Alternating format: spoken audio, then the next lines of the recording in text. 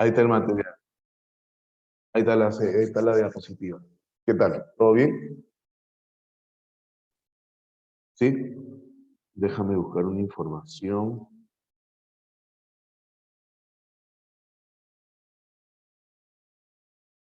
Déjame buscar una información.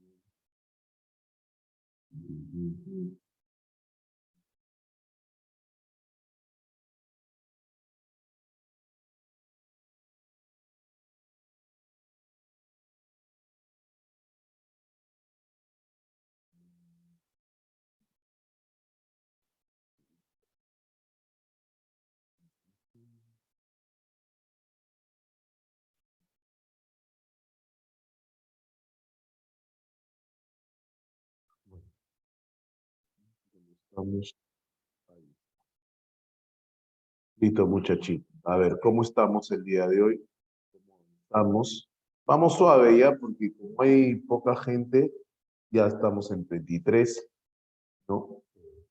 Vamos suave, vamos suave. A ver. mm, ¿Qué hemos visto hasta la semana pasada? ¿No? La semana pasada vimos el positivismo, ¿sí? El positivismo y Marx, ¿sí? ¿Te acuerdas o no?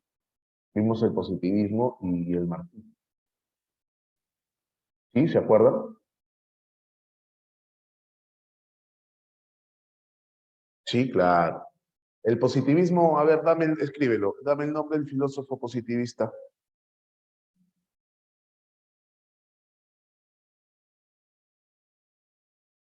El filósofo positivista, el máximo representante del positivismo. Comte, muy bien, Augusto Comte, claro, muy bien, Augusto Comte. Ok, y Augusto Comte, pues, ¿qué planteaba Frank? Hola, Frank, ¿qué tal?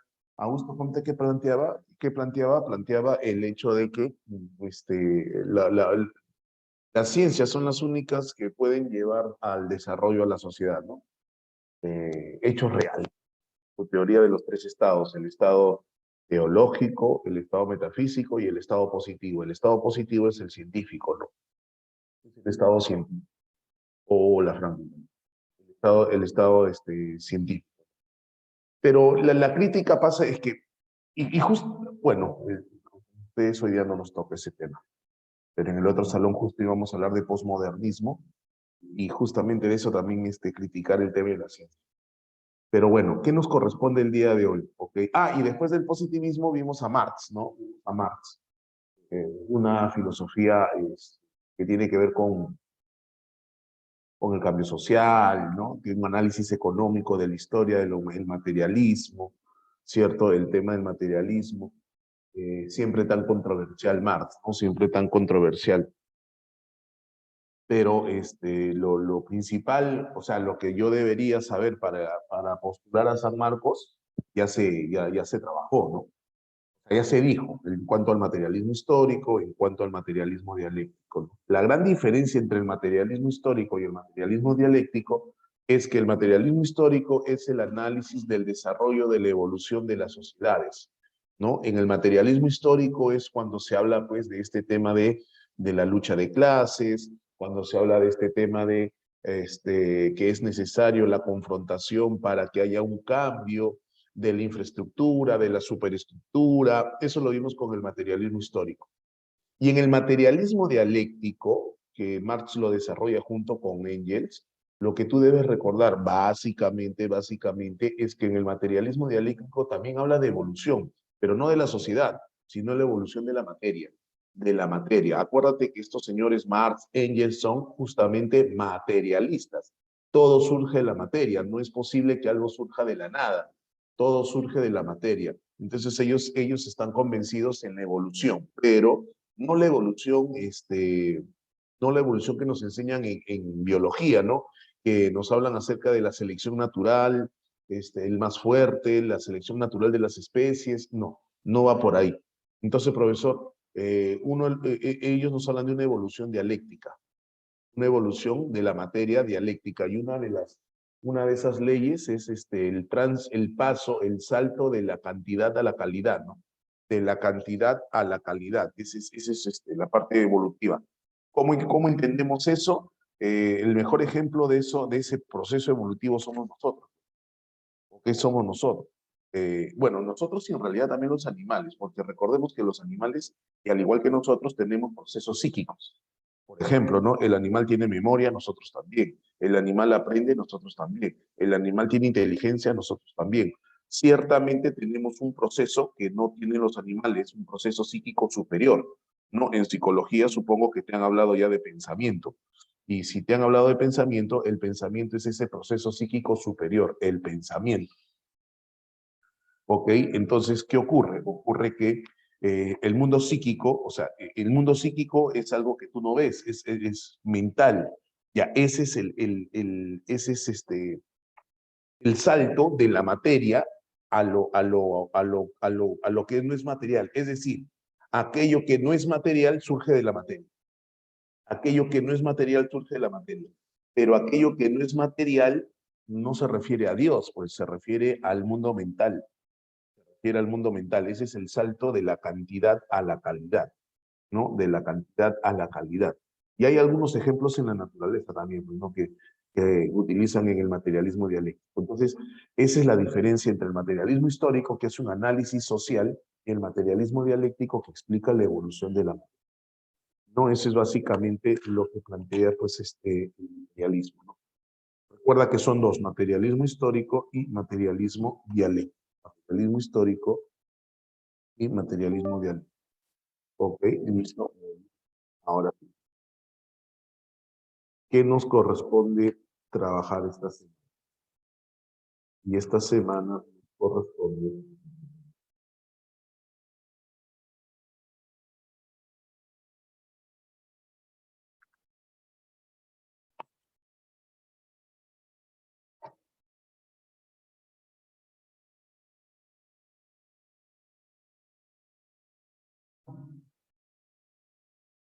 ahora sí, listo.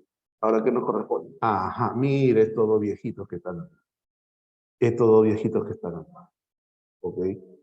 Estos dos viejitos. Vamos a ver nosotros el día de hoy la teoría del voluntarismo. Correcto, la teoría del voluntarismo. Voluntarismo viene de voluntad. Voluntarismo viene, o también llamada vitalismo. Voluntarismo o vitalismo. Son dos nombres que se le puede dar este enfoque. Voluntarismo o vitalismo, ¿correcto? Y hay dos personajes principales, Arthur Schopenhauer y Friedrich Nietzsche.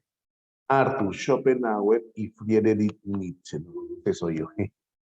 Ese soy yo. ¿No? Tu docente Víctor Norri Delgado Farroñay. ¿Okay? Y esta mañana vamos a hablar del voluntarismo o vitalismo. No te debes olvidar voluntarismo y vitalismo. Muy bien. ¿Qué tendríamos que decir de este voluntarismo, de este...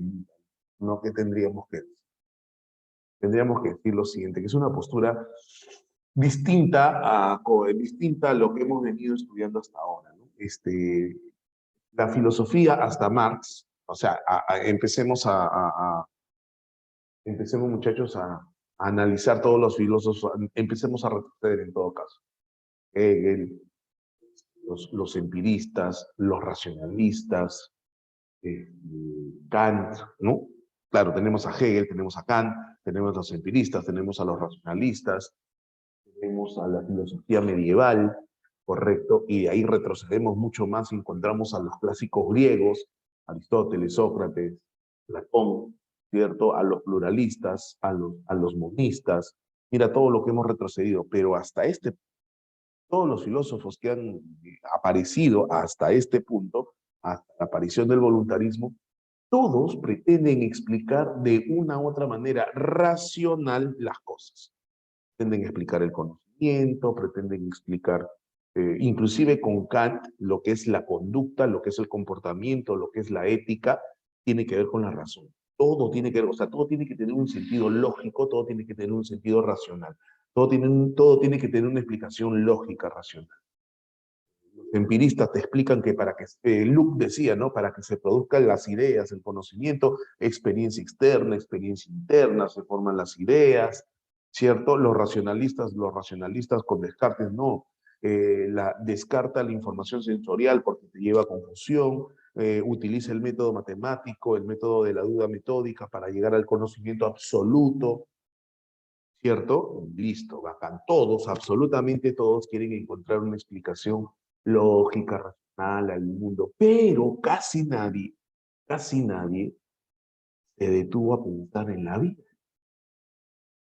vida. O sea, ¿en qué consiste vivir? La vida es solamente pensar cómo funciona el mundo, cómo se da el conocimiento. ¿Y dónde queda el vivir, el querer alcanzar lo que uno quiere, ¿no? El enamorarse, el arriesgarse. ¿Dónde? ¿Quién diserta? ¿Quién filosofa? ¿Quién plantea eso? ¿Dónde está? Todo es muy lógico, todo es muy racional. No, es como que si los filósofos hasta este punto estuvieran en un altar filosofando, pensando, razonando. La pregunta es, oye, ¿esos filósofos no tienen hambre? ¿Esos filósofos no se enamoran? ¿Esos filósofos no tienen celos? ¿Esos filósofos no son tóxicos? Y eso también forma parte de la vida, ¿sí o no? Solamente la vida es ingresar a San Marcos, ingresar a San Marcos. Estudia. Ingresar a San Marcos, ingresar a San Marcos. ¿Eso es la vida? ¿Eso es la vida, papi? ¿Eso es la vida? Así todo, estudiar. Voy a encontrarle el sentido lógico a la razón. Y me paso la vida buscando, estudiando, analizando. Y hay gente que se pasa la vida. Ah, no, oye, no tienes hambre, no te da un gustito por ahí, no has cometido algún error en tu vida. ¿Qué es la vida? Hoy día te vas a cuestionar qué haces sentadito ahí escuchando a una persona.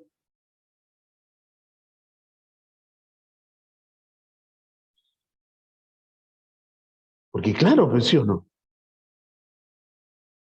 es hora. No, dudar de tu existencia cuando venga el existencialismo, cuando venga el existencialismo. Pero ahorita vamos a cuestionarnos con estos dos que son bravos de bravos. La vida, o sea que la razón fuera de acá, no, que todo tiene que tener sentido. Ah, no, vive.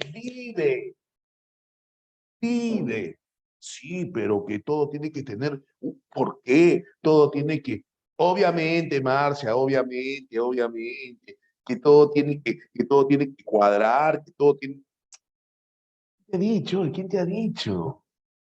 ¿Quién te ha dicho? Que sí, profe, sí. Entonces nosotros vamos a hablar de...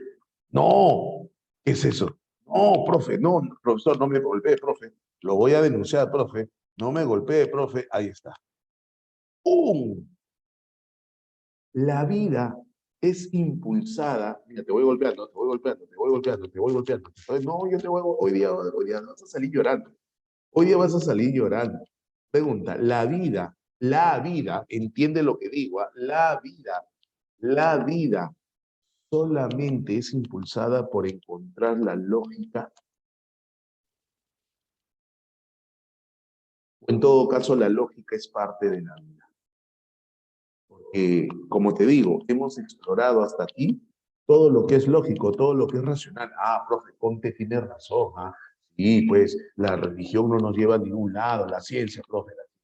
Profe, Marx tiene razón, profe, claro, solamente se benefician unos cuantos, los demás no se benefician, tiene razón.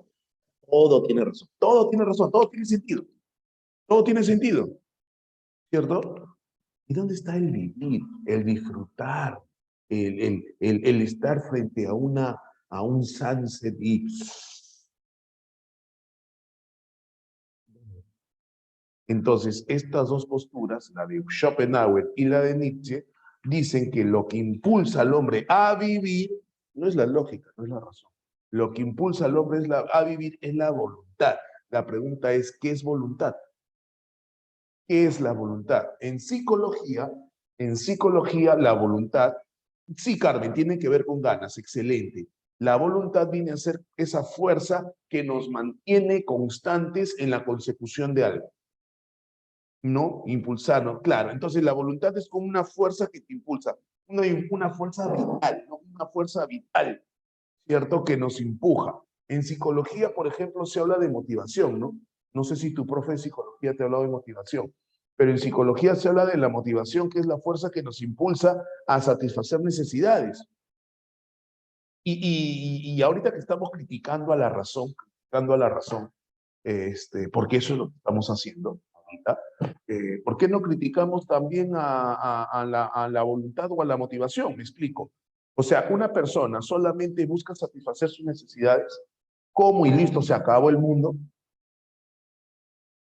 O sea, ¿qué necesito yo para vivir, biológicamente hablando? ¿Qué necesito para vivir? Comer, dormir, beber, se acabó. No hay expectativas, no hay metas. San Marcos, ¿qué es eso? ¿Qué es eso? ¿Para qué? O sea, eso, o sea, me voy al otro extremo a decir que eso es la vida, tampoco, ¿no? Tampoco. Porque sería reducirnos a la calidad de animales también, ¿no? Sin expectativas, sin metas. Y tampoco es eso, ¿no? Pero no puedes dejar de lado el hecho de que hay una fuerza que nos impulsa a vivir.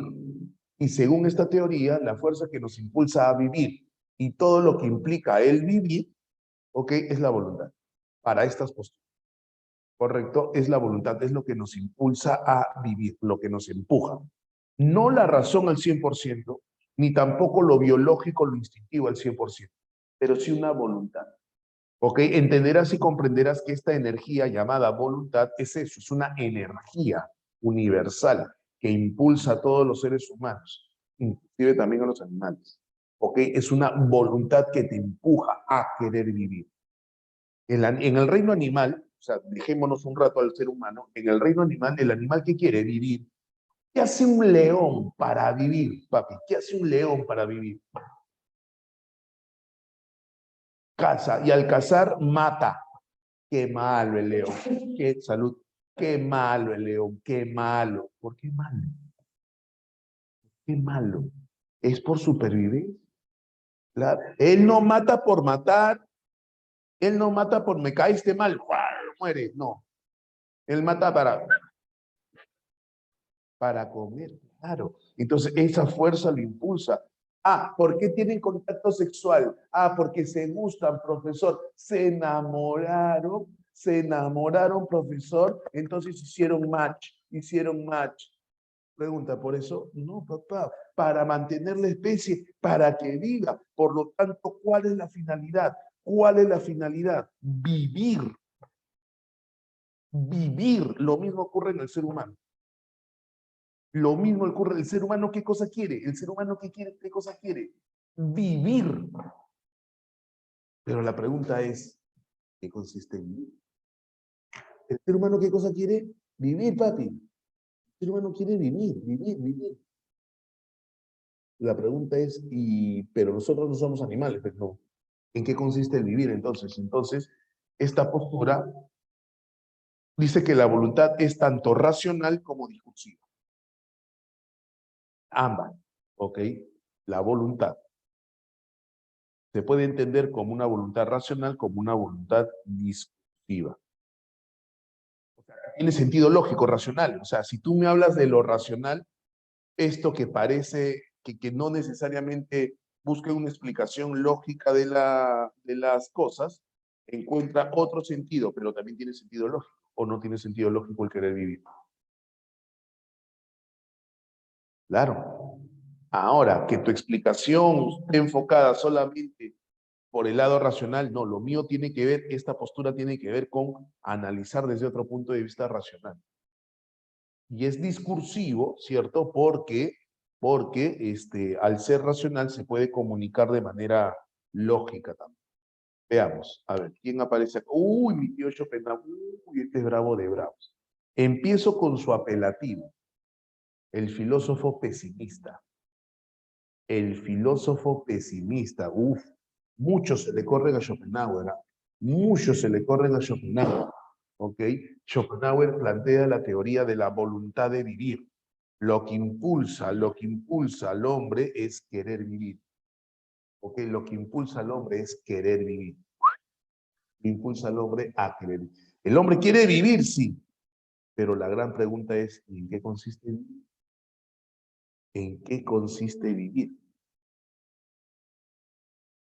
Entonces Schopenhauer dice eso, ¿no? Mira, vamos a analizar. Acá tienes que empezar a recurrir a tus saberes previos, a todo lo que se ha hecho en filosofía. ¿Por qué? Porque si tú lees pantalla, ¿no? Si tú lees pantalla, dice, a diferencia de Kant, Schopenhauer afirma que sí se puede conocer el noumeno. ¿Entiendes eso? Yo asumo de que sí, ¿ah? Perdón. Gracias. Ay, ay, ay. Más Tarzán. Ok, dime. Yo asumo de que entiendes eso, ¿sí o no? Porque si a mí me hablan de Kant, si a mí me hablan de Kant, te pregunto de manera directa y tu tutor está viendo la clase, está escuchando la clase, ¿ah?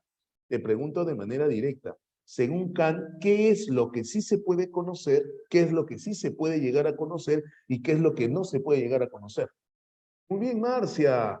Muy bien, Carmen Rosa. Excelente. Son unos monstruos. Son unos monstruos. Muy bien, Edalí. Lo único que se puede conocer es Muy bien, Ariana. Y lo que no se puede conocer es el nomen. Muy bien, Milene. Muy bien. Excelente, niños. Excelente. Según Nietzsche, según Kant, lo que sí se puede conocer son los fenómenos y lo que no se puede conocer son los nómenos. Los nómenos son los que no se pueden llegar a conocer. Ahora, en este momento, yo debo recordar que es un fenómeno. Entonces, yo capto la realidad, me formo una impresión, y esa impresión que llega a mi cerebro, que llega a mi mente, que llega a mi cabeza, a mi mente, se ordena en espacio y tiempo. Una vez que es ordenado en espacio y tiempo, se formó el fenómeno. Y ese fenómeno va a ser conocido por quién. ¿Qué implica el conocimiento para Kant? Ese fenómeno que es categorizado, es decir, se le da un concepto, ¿basado en qué? Cantidad, calidad, modo, relación. Lo que aparenta es el fenómeno. Ah, sí, sí, sí, sí, claro que sí, pero no te olvides, Marcia, que ese fenómeno llega a ser fenómeno porque es ordenado en espacio y tiempo por las formas puras a priori del conocimiento. Y es conocido, el fenómeno es conocido por las categorías. Entonces, en primer lugar, interviene el espacio y tiempo para ordenar la impresión, para ordenar la información sensorial, y eso es el fenómeno. Y este fenómeno es conocido por las categorías.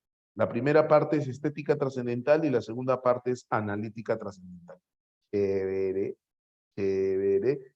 Y en la tercera parte de Kant, la tercera parte del libro de Kant dice que la razón nos lleva a entender de que lo que no se puede conocer son los nómenos. Son tres: Dios, alma, mundo.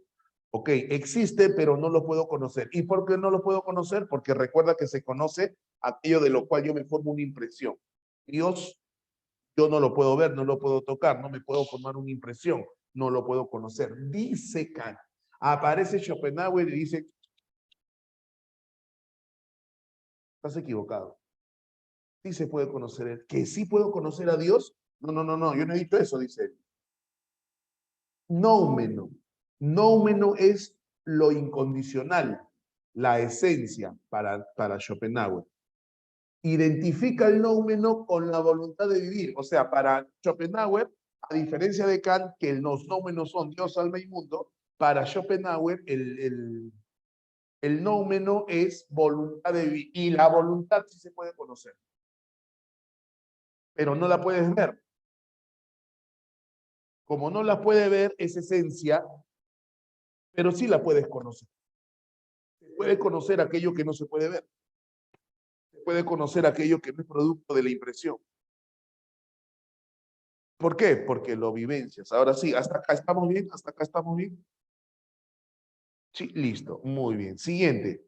Esta parte tienes que entenderla. El correlato fenoménico del nómeno es el mundo. ¿Qué significa eso? O sea, que el nómeno, que es esencia, que es la voluntad de vivir, se manifiesta, se exterioriza, ok, se manifiesta, se exterioriza. A ver, Paula, regreso, porque es secuencial, es secuencial. El nómeno, que para Kant, Paula, el nómeno son tres: Dios, alma y mundo. Hasta ahí estamos, ¿cierto? Y Kant dice que eso no se puede conocer, ni a Dios, ni al alma, ni al mundo. No se, ¿por qué no lo puedo conocer, Paulita? ¿Por qué no lo puedo conocer? Porque no me puedo formar una impresión de ellos. Y necesariamente, según Kant, para conocer necesito formarme una impresión. Pero Schopenhauer dice, a ver, ¿a qué le llamas noumeno tú? Le dice a Kant. Y Kant le responde, no, yo le llamo noumeno a Dios, alma, mundo. Entonces estás equivocado. Porque noumeno o esencia es la voluntad de vivir, no Dios, no alma, no mundo. Lo que tú llamas Dios, alma o mundo, en realidad para Schopenhauer, ¿qué cosa es? Voluntad de vivir. No necesito ver para entender, para conocer esa voluntad de vivir. La puedo entender, la puedo comprender, por tanto la puedo conocer. El noumeno para Schopenhauer es voluntad de vivir. Y esa voluntad de vivir, que para el que él lo llama noumeno, sí, según él, se puede llegar a conocer. ¿Y por qué lo puedo conocer? Porque lo vivencio. ¿No es que es la fuerza que impulsa tu vida? ¿Listo? Tercero. Entonces, ¿qué dice? El correlato fenoménico, claro, no la puedes ver, solamente entender. No, no, no, Ariana. O sea, Dios como Dios católico, Dios cristiano, no. No, no tiene nada que ver. No. Ahora, yo creo, de nada, Paulita. Ahora, yo creo que ustedes deben empezar a ampliar su idea de Dios. Su idea de Dios. Una idea muy limitada de Dios es pensar que Dios solamente es el Dios cristiano católico. Yo tengo la religión musulmana, yo tengo la religión, yo tengo la religión cristiana católica, tengo a los judíos, y todos me hablan de Dios. Todos me hablan de Dios. Entonces, si tú piensas que Dios tiene una forma física, no, eso es falso. No, no. Porque ¿cómo sería el Dios de los musulmanes? Con barba. ¿Cómo sería el Dios el de los judíos? Con rasgos árabes. No sé. Lo que yo quiero que entiendas que la palabra Dios tiene una dimensión tan grande que no la puedes encerrar en antropomorfizándolo. No. Y si hemos entendido un poco a los empiristas, a los racionalistas, la palabra Dios es amplia, porque Dios vendría a ser, así como decía Spinoza, ¿no?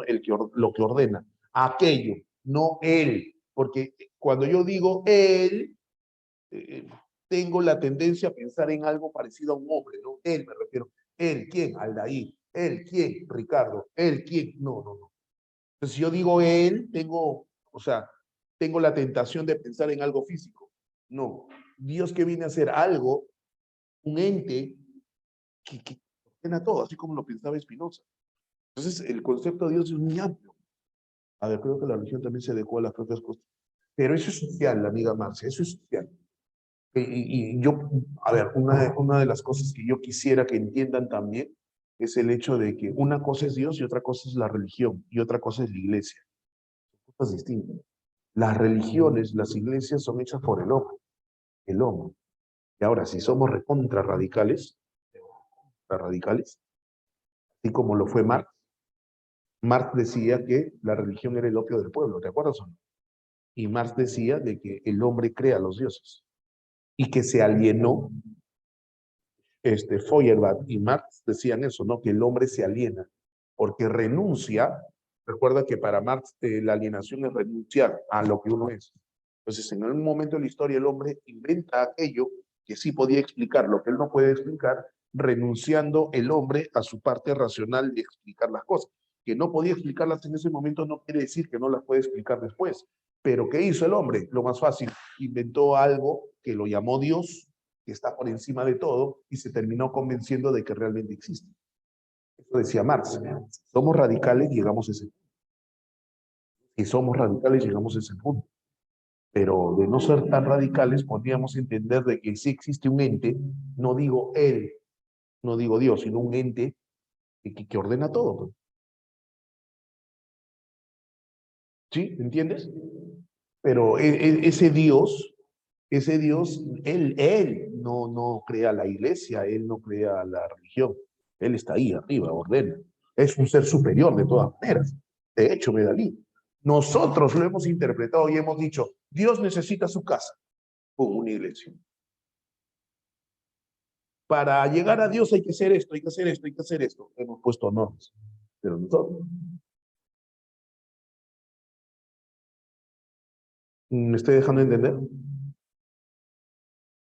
Claro, nosotros hemos creado esa iglesia. Nosotros, los católicos, los musulmanes, su propia iglesia, su propio templo, los judíos también. Es una fuerza poderosa. Ese Dios, o sea, Milene, esa fuerza poderosa es Dios. Es una fuerza, es una fuerza, es una fuerza, es un ente, como quieras llamarlo, pero de que es superior, de que tiene poder, tiene poder. Y no digo poder mágico, porque según Spinoza tiene poder lógico, poder racional, todo tiene sentido. Según Spinoza, ejemplo, ¿no? ¿Aló? ¿Estás acá? Sí, listo. Entonces, regresando a Schopenhauer, ¿no? Que él no necesariamente habla de ese, o en todo caso podríamos inferir que para Schopenhauer ese Dios es la voluntad de vivir. Podríamos inferir que para Schopenhauer ese Dios es esa voluntad de vivir. Y aprovecho eso para decir lo siguiente. El correlato fenoménico del nómeno es el número, es el mundo. Si para Nietzsche, para Schopenhauer, correlato quiere decir que es su manifestación, ¿cómo se llama? Su presentación. Se presenta en. Su correlato viene a ser una correlación. Y este se da aquí, se presenta acá. Causa-efecto, causa-efecto. ¿Ok? Causa-efecto. Una correlación. ¿Ok? Lo que viene a continuación, su manifestación. Para eso estamos, Medalí, para eso estamos.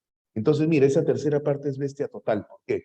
Porque dice el correlato fenoménico. ¿Qué cosa es lo fenoménico? Lo que se puede, es lo que se puede captar, lo fenoménico, lo que puedo ver. Recuerda que el nómeno no se puede conocer porque no se puede captar. Entonces, el correlato fenoménico, la manifestación física, ahí está, la manifestación física del nómeno, que para Schopenhauer es voluntad de vivir, que podríamos inferir que es Dios, la manifestación física de Dios, la manifestación física del nómeno, la manifestación física de la voluntad de vivir, para Schopenhauer es el mundo. El mundo. Pregunta, ¿qué es el mundo? El mundo es los lagos, los árboles. El mundo es los lagos, los árboles, el hombre, los animales, las relaciones que se dan entre nosotros, la cadena alimenticia. Eso es el mundo. El mundo físico y cómo es que funciona el mundo físico. Lo que se ve y lo que no se ve. Ese es el mundo. Entonces, la voluntad de vivir se manifiesta en ese león que va y caza a su presa. Ahí está la voluntad de vivir. La voluntad de vivir está en el hombre que se sienta a escuchar una clase porque quiere postular a San Marcos. Ahí está la voluntad de vivir.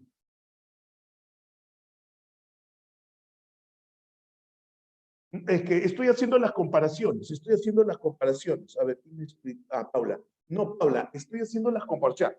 Por ejemplo, para Schopenhauer, el nómeno es Dios, alma, mundo. Pero para Nietzsche, para Schopenhauer, eso vendría a ser la voluntad de vivir. O sea, los estamos equiparando. No quiere decir que sea Dios necesariamente, porque él no habla de Dios directamente. ¿Me entiendes, Paula? Chévere, chévere, Paulita, muy bien. O una preguntita, ¿sus compañeros varones están? Frank, estaba por ahí. Frank, ¿estás todavía por ahí?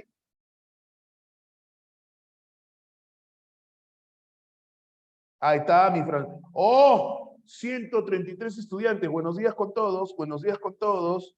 Oli, ¿todos bien? ¿Todos bien? Hola Marcelo, ¿qué tal Carla, Mauricio, Ariana, Nelson? ¿Qué tal? ¿Todos bien? Hola Xiomarita, ¿qué tal? Isabel, Medalí, ¿todos bien? ¿Todos bien? Estamos avanzando. Hola Jean-Pierre, ¿qué tal? Ok, Oli, Miguel, ¿qué tal? ¿Cómo estamos? ¿Todo bien? ¿Todo good? Chévere, avanzamos, continuamos. Tutto bene. Ni Aldair lo sabía. ¡Hala! ¿Qué estás queriendo decir? No te metas con el campeón de campeones, ¿ah? No te metas con el campeón de campeones, por favor, ¿ah? Por favor, ¿ah? Por favor, ¿ah? Listo. Oye, entonces, profesor, nuestro pastor. Profe, esa es nuestra voluntad de vivir. Aldair es nuestra voluntad de vivir, profesor, a los Schopenhauer. Es lo que nos impulsa, profe. Amén, dice la otra. Nada me faltará la que va. Oye, entonces, esa tercera parte tienes que entender que el correlato fenoménico del noumeno es el mundo. Es decir, la voluntad de vivir, que para Schopenhauer es el noumeno, se manifiesta, lo vemos, y es por eso que se puede conocer, porque lo vemos en cada acto que ocurre en el mundo. Insisto, en ese león que caza para vivir, ahí, ¿cierto? Ahí está la voluntad de vivir. ¿Listo? El hombre en el mundo quiere vivir. ¿Ok? Quiere vivir. ¿Qué más? Listo, pero este mundo fenoménico, que es el mundo, este mundo fenoménico, que es la manifestación de lo nouménico, lo fenoménico es la manifestación de lo nouménico, está sujeto a leyes espacio-temporal. Uy, acá te quiero, el número lo vemos. Así es, Paulita. Nunca mejor dicho. Muy bien, Paulita, muy bien. Pero eso te va a dar miedo. Pero no tiene por qué darte miedo. Análisis fenoménico está sujeto a leyes espacio-temporales. ¿Qué quiere decir? Este mundo fenoménico está sujeto a leyes espacio-temporales. Sí, sí, físico, claro, sí, pero ¿qué quiere decir espacio, leyes, espacio-temporales? ¿Qué quiere decir leyes de espacio-temporal? Sobre todo la última parte, temporal. ¿Qué quiere decir? ¿Solamente el presente?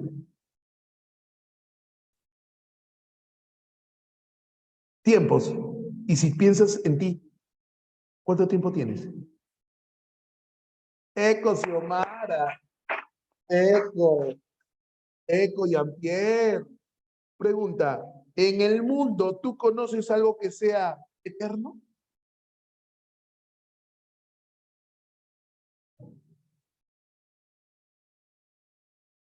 Lo fenoménico que es el mundo, dice Schopenhauer, está sujeto a leyes espaciotemporales. Eso quiere decir que tiene un periodo de duración. Vive tú, porque tú eres manifestación de lo nouménico, tú eres fenoménico. ¿Qué quiere decir? ¿Qué quiere decir? ¿Qué quiere decir? Que tienes un tiempo. ¿Qué quiere decir? ¿Qué quiere decir? Obviamente, Marcia. ¿Qué quiere decir? Que te vas a morir. ¿Eres temporal? Empieza partiendo, aceptando de que, profe, pero la vida eterna, si me porto bien, me voy al cielo. Oye, ¿de qué estás hablando? Te vas a morir y punto, se acabó. Y no hay por qué ser drama. Me quiero ir, señor Star, no me quiero ir. Hasta Spidey se fue, ¿sí o no? Ah, entonces empieza a aceptar. No, no me quiero morir. Sí, te vas a morir. No, profesor, no sea así, sí, te vas a morir. ¿Cierto?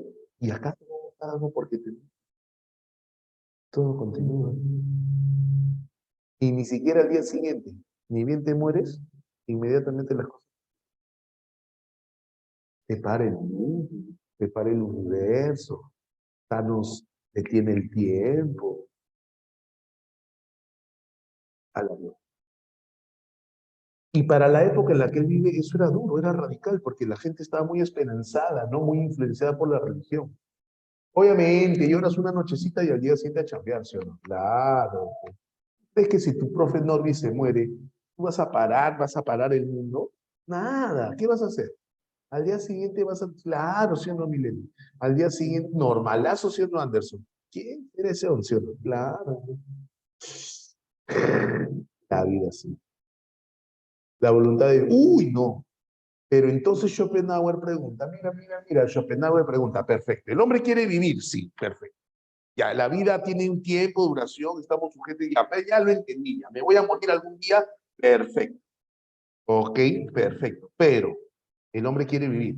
No solamente el hombre, ¿no? El mundo, el león, todos quieren vivir. Pero en el caso del hombre, ¿qué es la vida para el hombre? Dice? ¿Qué es vivir? Dice. ¿Qué es vivir en el caso del hombre? ¿No? Porque el hombre tiene conciencia, los animales no. ¿Qué es vivir? ¿Qué es vivir para Schopenhauer? ¿No? Y Schopenhauer dice, la vida es. Pregunta, ¿qué dolor? Ese es Segismundo, la vida es sueño, Segismundo, la vida es sueño. No, no, no, no. Pedro Calderón de la Barca, ¿no? La vida es dolor. Dolor. El vivir duele. ¿Por qué? No, lo perdimos, soldado caído. Con ella es dolor, sin ella es felicidad. ¡Hala, qué malcriado! Oye, escúchame acá. ¿Por qué la vida es dolor?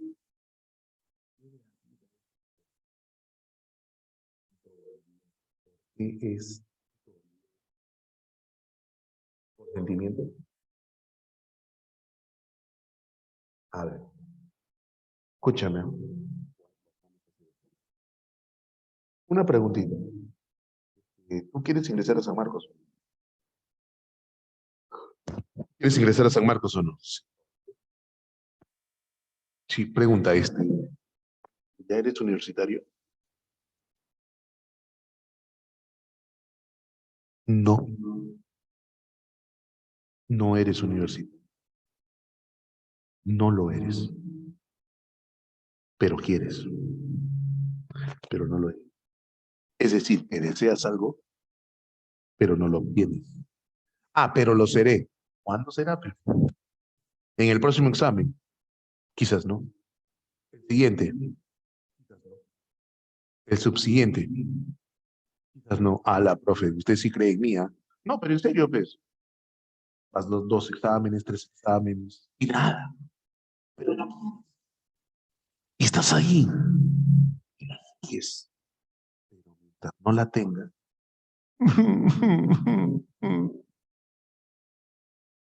Sufres. Pregunta, ¿por qué sufres? Porque aquello que deseas no lo tienes. Profe, igual que a ella, así es. Tú la quieres, pero ella ni te pelota. Tú haces lo que sea. Herada de que sí. ¿Estás con ella? No. ¿Quieres estar con ella? Sí. ¿Estás? No. Por lo tanto, sufre. ¿Ala, en serio, profe? Claro. Las personas sufren, la vida es dolor. ¿Por qué? Porque vivimos deseando lo que no tenemos. O pregunta, ¿uno qué desea? ¿Lo que tiene o lo que no tiene? Lo que no tiene, pues, sería estúpido desear algo que ya tienes. ¿Qué deseas lo que no tienes? ¿Qué no tienes a ella? ¿Qué no tienes? El ingreso. ¿Qué no tienes? Felicidad. ¿Qué no tienes? Vacante. No tienes dinero. No tengo dinero ni nada que dar. ¿Sí o no? Tienes nada, causa. Nada. ¿Te has preguntado qué tienes en la vida? No, no tengo nada. Ah, pero quieres, me tengo a mí, profesor. Qué buena respuesta. Qué buena respuesta. Esa es. Profe, me tengo a mí. Listo. Oye, pero no lo tienes, no lo tienes. Pero hay un problema, pues. Dice Schopenhauer que la vida, ¿qué cosa es? Como un péndulo, como un péndulo. ¿Por qué tengo dos riñones? Habla, te compro uno. Escúchame. Este, dice que la vida es como un péndulo, como un péndulo. ¿Por qué? Porque o estás sufriendo o estás aburrido. La vida es como un péndulo. Dolor, dolor. ¿Por qué hastío? ¿Qué significa telio? Telio significa hastío.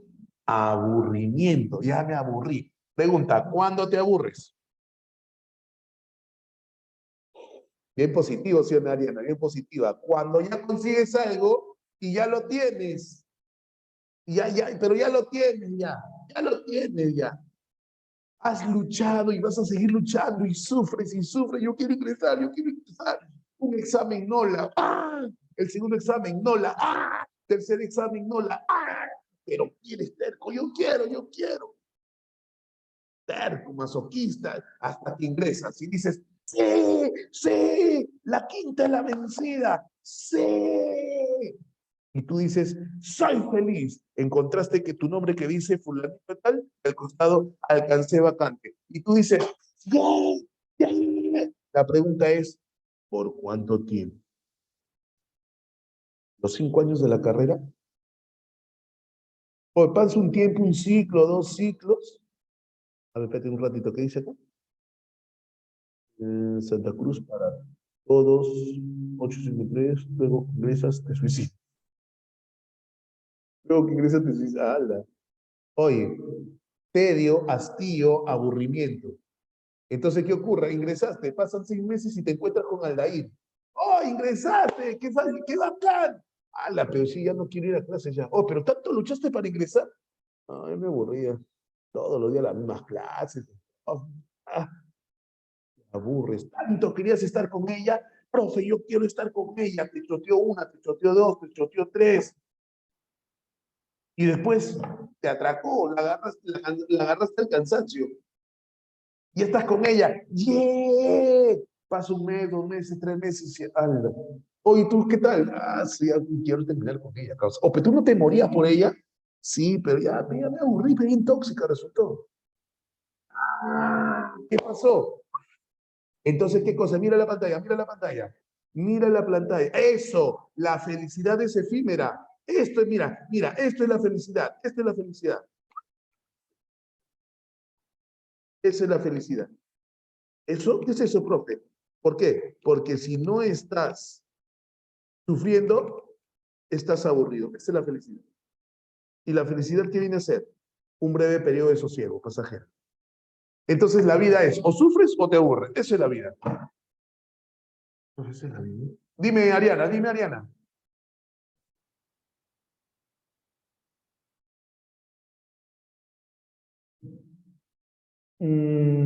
Es parte de la vida.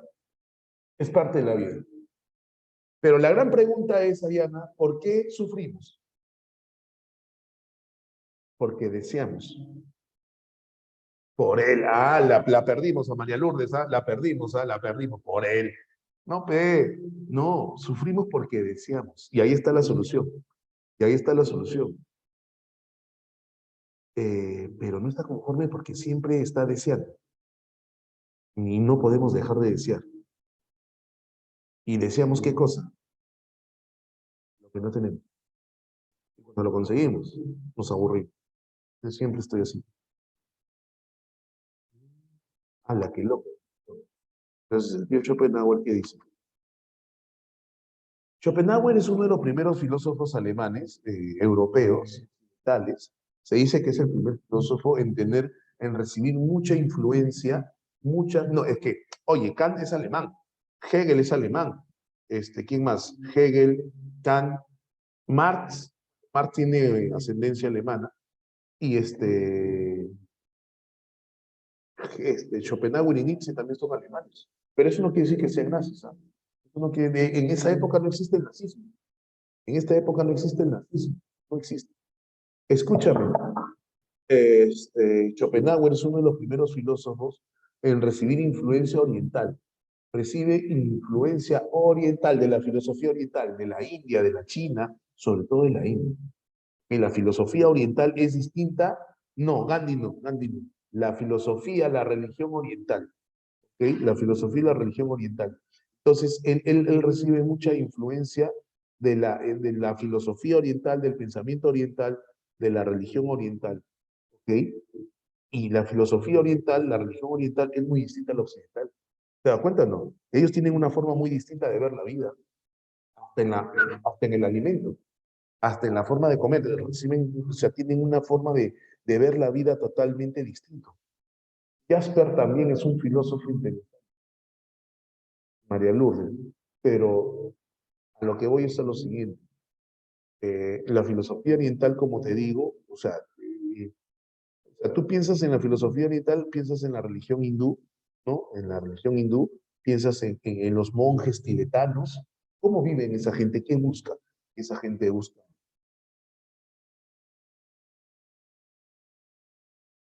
Sí, tiene que ver con la ataraxia, tiene que ver con la ataraxia, la autarquía, la ataraxia. Y hablan de inmortalidad, pero concéntrate aquí. Mira, parsimonia, paz. Pero, ¿qué dice Schopenhauer? Que los occidentales, viven con un velo de malla. Él le pone ese título, velo de malla. Maya es una divinidad hindú. Velo de malla es la forma que él utiliza para decir de que en Occidente vivimos con qué, con los ojos vendados, pensando que la vida es felicidad, todo es felicidad, qué lindo, qué bacán. Y no nos damos cuenta que la vida es dolor y sufrimiento, la vida es dolor y hastío. Entonces la gente vive nada, la gente vive una realidad falsa. Así es, Milene. No ven la realidad como es, esa gente positiva, ¿no? Esa gente, bueno, ya mañana será otro día, mente positiva, adelante, peruanos, salgamos adelante. Pues, ¿de qué estás hablando? La vida es dolor, causa. Piensa, piensa. ¿De qué felicidad me hablas? ¿De qué esperanza me hablas? ¿Tú quieres vivir o no? Sí. Pero te vas a morir. No, yo no quiero morir, pero te vas a morirte. Dime entonces, ¿por qué crees que le hizo el filósofo pesimista? Lo saca del dolor. Sí, o sea, por eso te digo, tiene mucha influencia oriental, Paula, tiene mucha influencia oriental. Entonces Nietzsche, Schopenhauer dice, ¿por qué es una realidad? ¿Por qué dice que moriremos? Porque es una realidad. Porque todo lo que pertenece al mundo fenoménico está sujeto a leyes espaciotemporales. Y todo cuanto existe tiene un momento. Y se acabó, punto, se acabó. Es frío de frío, es frío. Claro, quieren tapar no, no existe el sufrimiento. Mentira, no, no existe el sufrimiento. Vamos a tapar el sol. La cámara la vamos a tapar con un dedo. No seas loco, no seas loco. No seas loco. Sé realista. Pero no tiene por qué ser trágico tampoco. No tiene por qué ser trágico. Simplemente es la vida, punto, se acabó. Entonces, ¿qué él dice? Quítense el velo de Maya para que vean la realidad. Quítense el velo de Maya para que vean la realidad. ¿Ok? Y este señor dice, ay, ay, ay, profe, pero la verdad, ¿quién quiere sufrir, profesor? Si la vida es sufrimiento, sí, no lo puedo negar, pero no queremos sufrir. El hombre quiere vivir, pero no necesariamente sufrir. Pero no puede dejar de sufrir porque desea. Mira, qué contradictorio, ¿eh? El hombre quiere vivir, pero no sufrir, pero no puede dejar de sufrir porque desea. Entonces, profesor, ¿cómo hacemos? Él plantea tres tipos de solución a este dilema. La fuga, el suicidio y la resignación. La fuga, huir. Hay que huir de la vida. ¡Corre! ¡Corre! ¡Huye! La fuga. Pero es metafórico, porque pregunta, ¿por qué sufres? Sígueme, sígueme. ¿Por qué sufres? Por, profe, si no deseara, no sufriría, ¿no? Ah, pero no puedo dejar de hacerlo por mi naturaleza. No puedes dejar de desear. Es complicado. Pero él dice, hay que huir. ¿Y cómo podemos huir? No deseando. Pero eso es imposible. Pero hay ocasiones en las que no deseas, sino admiras. Por eso habla de la belleza, del estético, del arte. Una playa, el sol, 5:30 de la tarde, un cuarto para las 6 de la tarde,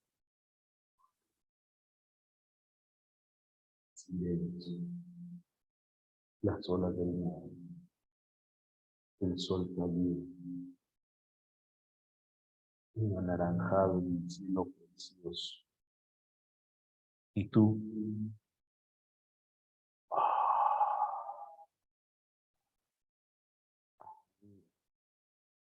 pero no deseas. No lo quieres tener. En ese momento has puesto tu vida entre paréntesis, en ese momento te has elevado y no sufres. El problema es sufrir, pero no sufres, porque no deseas. Claro, Ariana, es tan bello que solamente lo deseas admirar. Pero ¿qué dice él? Dice acá, aquieta por algunos instantes la voluntad voraz del hombre de desear. Pero después volvemos a la angustia. Otra vez, quieres desear cosas. Hay que buscar más extracciones. Pero es una solución efímera. Profe, no. No, profe, sí. No, profe, no lo haga. No, profe, sí, lo tengo que hacer. No, profe, no. No se atreva, profe.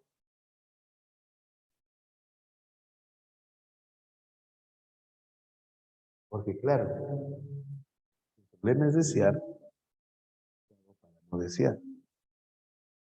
Y el desear es parte de la vida, el vivir. Y si no quiero sufrir, no debería desear. No deseo, debería vivir. Claro, Paula, tienes razón. Entonces,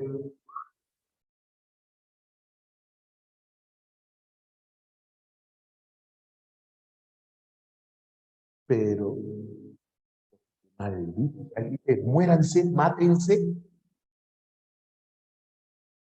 Lo que él dice es lo siguiente, dice, el suicida ama, ¿cómo que va? No, ya quemó ya, ya quemó ya. ¿Cómo que el suicida ama la vida? Sí. El suicida ama la vida. Lo que no ama es la vida que le tocó vivir. Y eso es lo que quiere dar. Lo único que pasa es que no acepta las condiciones en que se le ofrecen. El hombre cuando se quita la vida, en realidad lo único que busca es una forma de existencia que no se identifique con el sufrimiento. Pero el problema del suicidio es que ya no estás vivo. Claro, dejas de desear, pero ya no estás vivo. Entonces, no tiene sentido tampoco suicidarte. Claro, busco una vida sin sufrimiento, pero el problema, Paula, es que ya no va a haber otra vida, pues porque te moriste, se acabó, punto, finito. Entonces no es que el suicidio sea la solución. Por ahí alguien dijo, la solución, la segunda es la mejor solución, ¿no? No, no, no, no, no. Lo que pasa es que el suicida busca una vida mejor. El problema es que ya no hay otra vida. ¿Y cuál es la solución, profesor? Te mata porque no está. Eso, muy bien, Anderson. Muy bien, Anderson. Ese, mi gente, mi género. Sí, Ariana. Y los que aceptan, o mejor dicho, dicen, bueno, es la vida que le tocó vivir, lo único que le queda es la tercera solución. ¿Cuál es la tercera solución? La resignación. Y aquí está la influencia, y aquí está la influencia de la filosofía oriental. La ataraxia que decía tu compañera.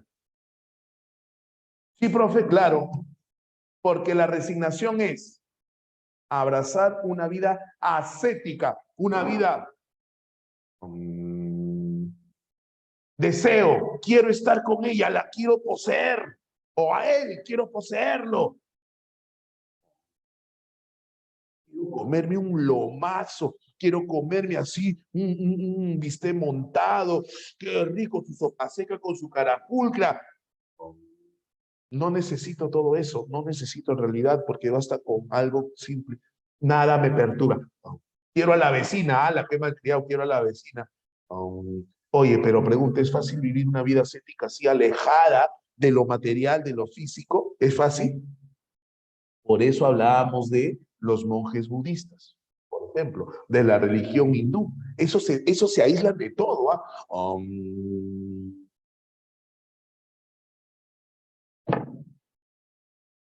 Una vez abrazado el asceticismo, el hombre cesa de querer.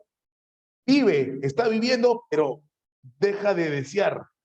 Huye de encariñarse. No te encariñes, ¿para qué te encariñas? Ay, profesor, mi Michi está enfermo, yo no quiero que se muera mi Michi. Se va a morir, oye. ¿Por qué sufres? No me digas. Es que es la realidad. No, aléjate, no te encariñes. Profesor, pero mi Michi. Profesor, mi flaco, profesor, mi mamá, mi papá. Entiende que todos se van a morir. ¿Cuál es el problema? No que te alejes, sino que aceptes que todos... Pero no te, como dice, huye de encariñarse y practica la indiferencia. Oye, mira que me pasó esto. Qué bien. Oye, mira. Bueno, profe, eso no es humano, pues. Para él sí. No sufre. Profe, ¿me está diciendo que sea frío de fríos? Porque si tú te das cuenta, si tú ya te leyenes, si tú te das cuenta, la persona sufre porque te interesan. Ponte a pensar, tú amas a tu padre, tú amas a tu madre, y si un día le pasa algo, ¡ah! Y la gente pasan años de años de que fallece su familiar y sigue sufriendo, ¡ah! Sufres por eso, porque estás atado a eso. Libera, libera. A ver, pero no se permite sentir por la pequeña posibilidad de no es haces. Ahora, no quiere decir que no sientas, o sea, yo siento amor por ti, pero si te pasa algo, entiendo y comprendo de que, bueno, ya fue, pues ya, era tu tiempo, pues, ¿qué voy a hacer? ¡Hala! Este sí se pasó de frío, ¿sabes? Así no te va a doler. Eso, esa es la finalidad. Así no te va a doler. No vas a sufrir. Pero, profesor, ala, no me parece muy humano que digamos. ¿Ah? Depende cómo lo entiendan. Ese sentido Schopenhauer. Es claro, Ariana, tienes toda la razón. Es momentánea, la fuga es momentánea. ¿Por qué? Porque admiro un ratito y luego desaparece. El sunset cae, se acabó y después tendría que buscar otras distracciones. Pero no vas a estar siempre distrayéndote de la realidad. Ya no me dolerá cuando se vaya. Cuando me vaya yo. Por ahí, Raquel, por ahí más o menos. No, ¿por qué lo invocaste, lo invocaste, lo invocaste? No, ¿a quién? ¿A quién lo has invocado? La teoría del superhombre. El otro filósofo, Nietzsche.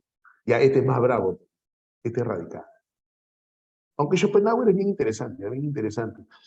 Vamos a ver a Nietzsche, ¿ok? El otro filósofo voluntarista o vitalista, pero Nietzsche plantea la voluntad de poder. Schopenhauer, de vivir. Nietzsche, voluntad de poder. ¿Pero qué entendemos por eso? Obviamente te he traído un videíto con mucho cariñito para ti. Checa. Vamos a checarlo juntos, ¿ya? Para fines de poder tener espacio y poder observar bien, voy a apagar un toque en mi cámara, ¿ya? ¿Listo? A ver, ¿qué dice, profe? Ya me cansé de regresar con mi ex. Ahora me siento mejor dedicando... ¡Ahí está! Muy bien, excelente. Ok, recuperamos un soldado, recuperamos un soldado. Recuperamos un soldado, no voy a decir su nombre, tranquilo, tranquilo, no voy a decir tu nombre. Recuperamos un soldado. Ahí va, ahí va, ahí va.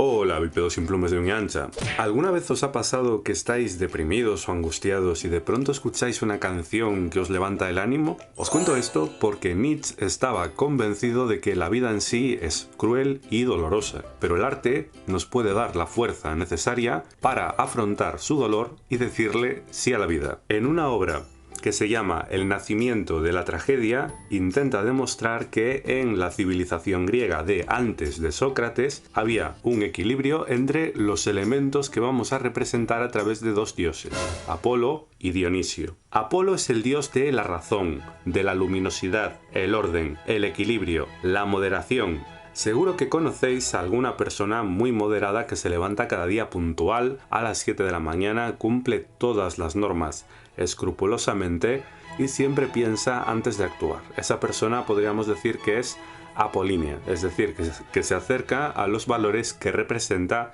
el dios Apolo. Pero, ¿qué hay de los que de moderados no tienen nada? Los que están toda la noche de fiesta, hacen lo que quieren, cuando quieren, sin pensar demasiado en las consecuencias, Estas personas serían más bien dionisíacas.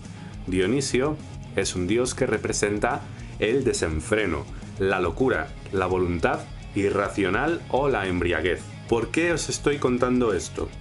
Porque Nietzsche creía que los elementos apolíneos y dionisíacos estaban fusionados en la Grecia antigua, lo cual era genial. En palabras del filósofo, hemos de concebir la tragedia griega como un coro dionisíaco que una y otra vez se descarga en un mundo apolíneo de imágenes. El problema es que esta fusión entre Apolo y Dionisio se rompió. ¿Y sabéis quiénes fueron los culpables? Sócrates y Platón, que con su intelectualismo intentaron acabar con los elementos dionisíacos dejando solo los apolíneos. Dice Nietzsche, Sócrates fue una equivocación. Toda la moral del perfeccionamiento, incluida la cristiana, ha sido una equivocación. Nietzsche está convencido de que la realidad es caótica, contradictoria, imprevisible, cambiante, pero llegan Sócrates y Platón y se inventan que tiene que existir un mundo que es perfectamente racional y ordenado. ¿De dónde sacan semejante idea? Así es como comienza la decadencia de la cultura occidental. Después llega la religión cristiana y nos siguen intentando convencer de que el mundo en el que vivimos no es el verdadero y además nos dicen que tenemos que sufrir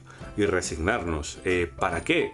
Pues para ir a otro extraño mundo que nadie conoce. Nietzsche fue un filósofo muy crítico, lo llaman el filósofo del martillo. Viene decidido a golpear las teorías infundadas en las que se basa la cultura occidental. El filósofo alemán nos invita a recuperar el instinto dionisíaco, a amar la vida, a disfrutar de nuestra vida terrenal, y nos trae un mensaje que le romperá los esquemas a muchas personas. Dios ha muerto. Nietzsche utiliza en sus obras al personaje... ¿Qué? Ay, ay. Oye, vamos a ver Tito nuevamente, pero dice cosas interesantes, ¿ah? Anda analizando y escuchando bien, ¿ah? Ha muerto. Nietzsche utiliza en sus obras al personaje Zaratustra, que es el primer creador de una religión monoteísta. El Mesías viene a darnos un nuevo mensaje. Muertos están todos los dioses. Ahora queremos que viva el ultrahumano. El cristianismo ha envenenado a la humanidad ofreciéndonos una moral de esclavos, de resentidos. Nos piden que suframos, nos piden que nos resignemos. Pero no os preocupéis, no hay razón para seguir sufriendo. La muerte de Dios nos liberará. Ya podemos cortar las cadenas de lo sobrenatural, cadenas formadas por falsos valores y falsas ideas. ¿Qué ha hecho el cristianismo sino defender todo lo que es nocivo para el ser humano? Algunos os preguntaréis si Nietzsche odiaba al personaje de Cristo. En realidad no, pensaba que Cristo fue un hombre noble que nos indicó cómo hay que vivir, pero cuando él murió, el Evangelio murió con él. Una vez que nos libramos de las cadenas del cristianismo, nos encontramos con el abismo de la nada. Todo aquello que creíamos cierto ha resultado ser una farsa. En un primer momento aparece en nosotros un estado psicológico denominado nihilismo. Nihil quiere decir nada. Estamos solos, perdidos, sin valores preestablecidos, sin valores absolutos. No hay ninguna estructura racional y universal en la que podamos apoyarnos. Dios ha muerto y nosotros le dimos muerte. ¿Cómo consolarnos nosotros, asesinos entre los asesinos? Lo más sagrado, lo más poderoso que había hasta ahora en el mundo, ha teñido con su sangre nuestro cuchillo. ¿Quién borrará esa mancha de sangre? Llegados a este punto, Nietzsche nos propone que nos empoderemos y seamos capaces de superar el nihilismo pasivo creando nuevos valores. Cuando consigamos librarnos de las cadenas e inventar nuestros valores, cuando hayamos dejado de lado la moral del rebaño y nos reinventemos y decidamos abrazar la vida, entonces nos habremos convertido en ultrahumanos. Nietzsche utiliza el término que veis en la pantalla y que no pronunciaré para que la embajada alemana no me denuncie. Se suele traducir como superhombre, pero el prefijo alemán significa más bien superior o más allá, y esta palabra no tiene marcas de género, por lo que recomendamos que se traduzca por suprahumano o ultrahumano. Para pasar de seres humanos corrientes a ultrahumanos debemos de pasar por tres fases, que Nietzsche simboliza con un camello, un león y un niño. El camello, no, no ese tipo de camello. El camello es alguien que obedece ciegamente, que se encuentra arrodillado ante la ley moral, pero quiere aspirar a algo más, y así es como se convierte en león. El león es aquel que se niega a los valores impuestos, pero es incapaz de crear valores nuevos, lo que conoceremos como nihilismo activo. Y por último tenemos la figura del niño o niña, que simboliza a los ultrahumanos. Estos se caracterizan por haberse librado de las cadenas de las creencias infundadas y haber impuesto su voluntad fuerte, su amor por la vida, haberse empapado de la ebriedad dionisíaca, mientras que los ignorantes inclinan su cabeza ante las crueles ilusiones de lo sobrenatural, el ultrahumano es capaz de amar la vida y crear valores nuevos, es capaz de construir su propia verdad. El ultrahumano es voluntad de poder que dice sí al eterno retorno. El eterno retorno es la culminación de la filosofía nietzscheana. Generalmente,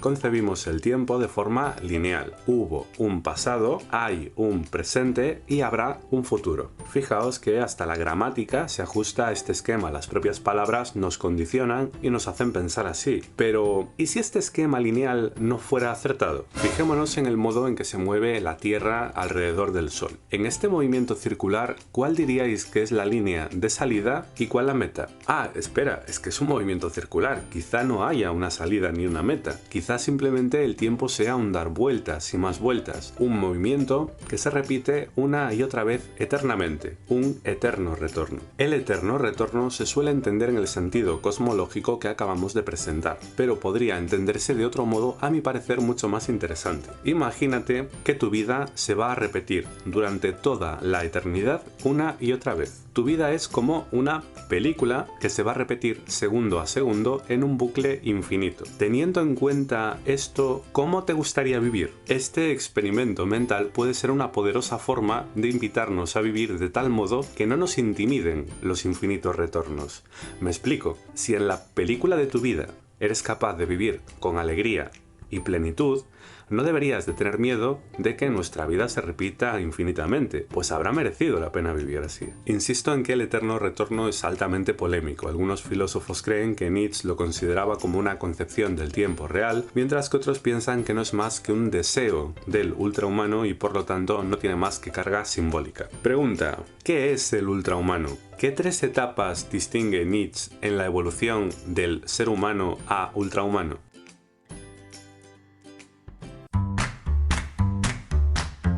¿Qué tal? Ajá, Paulita, muy bien, has estado muy atenta. Qué chévere tu pregunta. Vamos a desglosar, ¿qué tiempo tenemos? Vamos a desglosar el video. Vamos a desglosar el video. ¿Listo? Ahí tenemos a Nietzsche, correcto. Nietzsche, filósofo del martillo, ¿no? El filósofo del martillo, porque con el martillo rompe, ¿no? Paredes. Todo es metafórico. Todo es metafórico. Nietzsche va a criticar a la metafísica, va a criticar a la moral, va a criticar al conocimiento, va a plantear la muerte de Dios y el nihilismo. Como te puedes dar cuenta, critica, el filósofo que critica todo. Nietzsche aparece y rompe esquemas. Nietzsche tiene contacto con la filosofía de Schopenhauer, la moral, entonces para mí estaría mal porque quiera o no la religión implanta el amor. Sí, ajá, va por ese lado, va por ese lado. Entonces Nietzsche tiene contacto con la filosofía, tiene contacto con la filosofía de Schopenhauer. Y queda encantado, dice, ¡ala, qué bacán! De verdad, todo el sufrimiento, todo ese dolor, sufrimiento, hastío. Así es, Anderson, tienes razón también, tienes razón, Anderson. Pero no lo conoce, físicamente, personalmente no lo conoce, pero se autodenomina discípulo de Schopenhauer porque le encanta la filosofía de Schopenhauer. Pero pasa el tiempo, pero estaría mal, esa es una crítica, amigo, esa es una crítica. Tienes razón en lo que dices, en los dos comentarios. No, no, no, no, no, es que en ningún momento dice matar, ¿ah? En ningún momento dice matar. Espérate un ratito, vamos a analizarlo, vamos a entender. Al final se separa, al principio se siente muy cercano a la filosofía de Schopenhauer, pero al analizarla, se separa y termina renegando de Schopenhauer. El Übermensch, habría que preguntarle, o en el traductor de Google, Vamos a ver cómo se pronuncia. Übermensch. Y como puedes ver en el video, dice, la mejor traducción es el ultrahumano o suprahumano, ¿no? Al castellano se dice superhombre, pero bueno, lo mejor es ultrahumano o suprahumano. Critica, ¿viste el video o no? Critica el platonismo y la tradición cristiana, ¿cierto? ¿Por qué? Ajá, ¿por qué?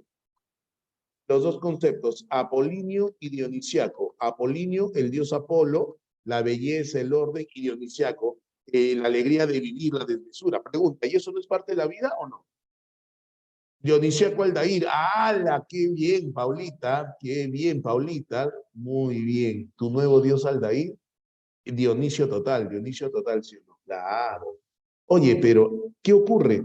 Ocurre que estos señores, este señor Nietzsche analiza la historia y dice que estos dos conceptos convivieron en armonía en la Grecia antigua.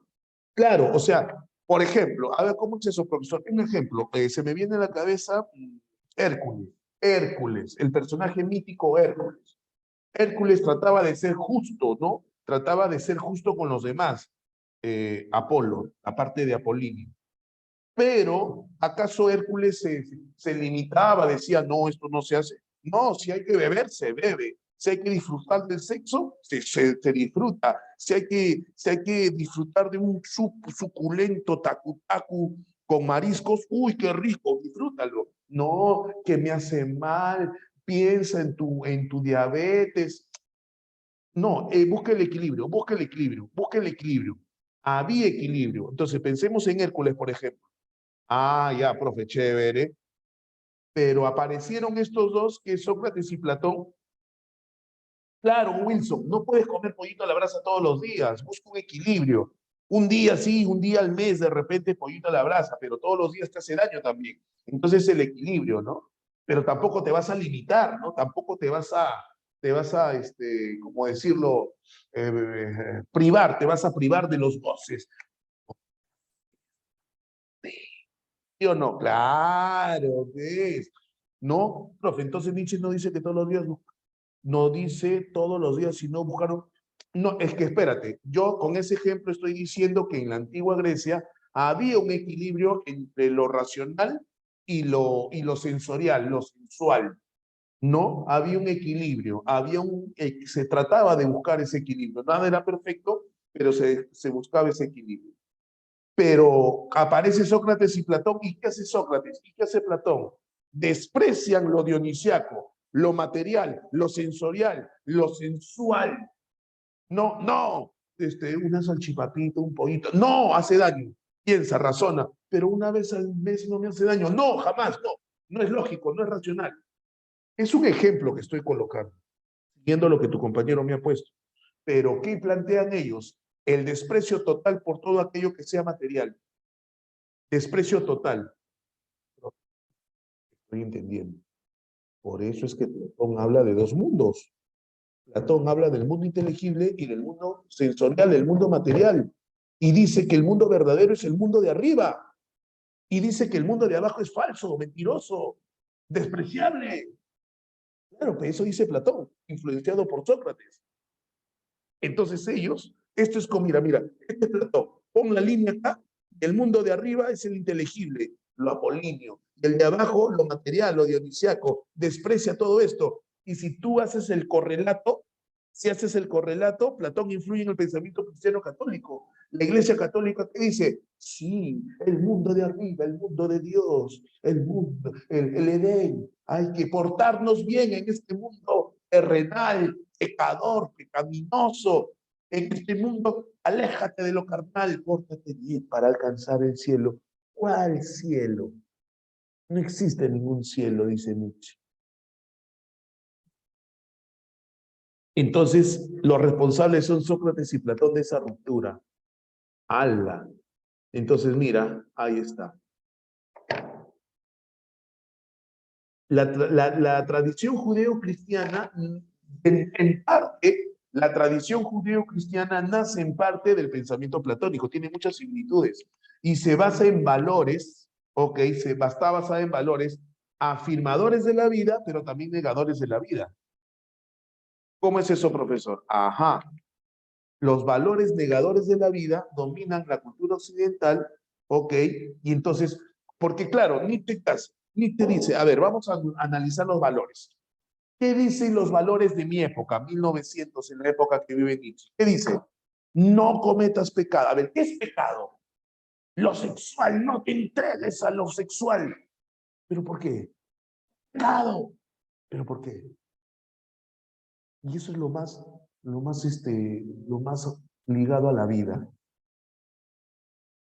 ¿Pero por qué? ¿Por qué me tengo que negar a, o sea, tengo que casarme o sea, debo tener sexo solamente para tener hijos? O sea, ¿y dónde está el goce, el placer, lo sensorial? ¿Dónde está eso? No, eso es pecado. Y eso es lo que domina en la cultura occidental. Entonces Nietzsche dice, aguanta, ¿y dónde empezó eso? ¿En qué momento se empezó a despreciar lo sensorial? ¿En qué momento se empezó a despreciar todo lo que es físico? Y él por eso hace un estudio de la genealogía. Y al hacer el estudio de la genealogía, llega a la conclusión de que todo se rompe con Sócrates y con Platón. Por lo tanto, rechaza el dualismo ontológico. Profe, me suena. Dualismo. Es que, ¿por qué pecadores? ¿Por qué somos pecadores? Mira, y hoy en día es más suavecito, ¿eh? Hoy en día, pero en la época de nuestros abuelos, en la época de los padres de nuestros abuelos, de nuestros tatarabuelos, ¿ok?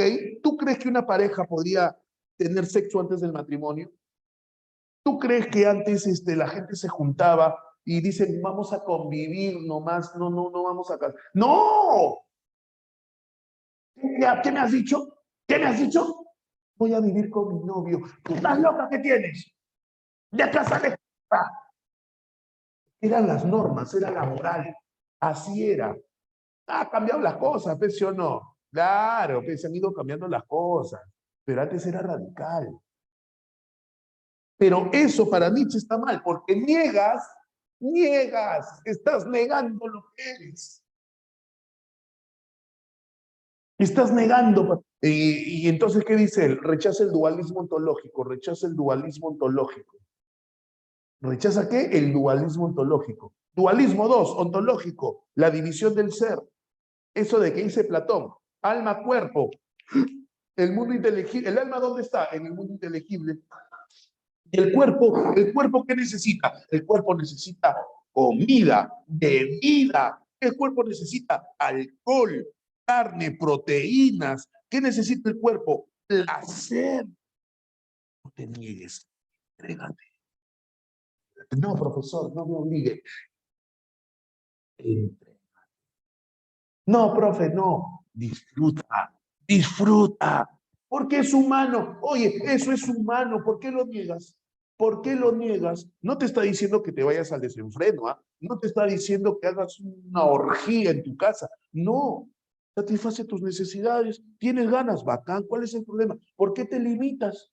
No, es que dicen que es pecado. ¿Cómo una chica lo va a invitar a un chico a tener sexo? No, profesor, está mal. Oye, tranquila, ¿qué pasa? Entonces Nietzsche dice, eso nos han engañado vilmente, nos han engañado, nos han hecho creer que existe un mundo que no es real. Pero profesor, Dios vive en ese... ¿Cuál Dios? Oye, ¿de qué estás hablando? Infravaloración de la realidad sensible. No se valora lo sensible. Por la razón, dice. ¿Por qué? Porque la razón no puede entenderla. Que la razón no puede entender lo sensorial es otra cosa. Y se recurre a un mundo suprasensible, el mundo perfecto, qué sé yo, ¿ok? Es una reacción antivital. Se niega la vida, se niega lo que eres. ¿Qué cosa eres? Carne, deseo, placer, satisfacción. Eso eres. También eres lógico, también eres racional. Entonces hay que buscar el equilibrio, pero se rompió el equilibrio. Claro, no hay una deidad. El mundo suprasensible no es más que una ilusión. Falso. Ya, por la pura me estoy portando bonito para alcanzar el reino. Pero ¿cuál reino de los cielos? ¿Qué haces? ¿Por qué te privas? ¿Por qué no disfrutas de la vida terrenal? No, porque eso es pecado. Y si no, no voy a poder ingresar al mundo del cielo, al reino de los cielos. ¿Cuál reino de los cielos? Oye, eso es mentir. Eso lo han hecho para... Eso lo han creado para controlar. ¿Qué? Y no pues ni cuenta te das.